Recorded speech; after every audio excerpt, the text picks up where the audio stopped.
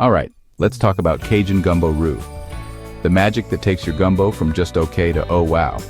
I know, making roux sounds intimidating, but trust me, once you get the basics, you'll wonder why you waited so long to try it.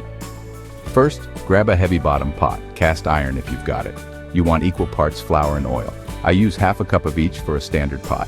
Add the oil to the pot first, then sprinkle in the flour. Stir it together until you see a smooth paste. Now here's where patience is key.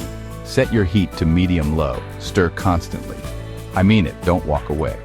You're looking for the color to change from pale blonde to peanut butter, and then, if you're bold, to a deep chocolate brown. This can take anywhere from 15 to 30 minutes. Keep scraping the bottom and sides so it doesn't burn. If you see black flecks, start over. Burnt roux ruins everything. As it darkens, you'll smell this nutty, almost toasty aroma. That's flavor. Once you hit that rich brown color, take it off the heat. Keep stirring for a minute. Residual heat is still working. Now, you've got the soul of any great gumbo. Just add your holy trinity, onion, celery, bell pepper, straight into the hot roux, and listen to it sizzle. That's the beginning of something special. So don't be afraid.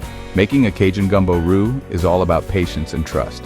Stick with it, and you'll unlock the secret to perfect gumbo every single time.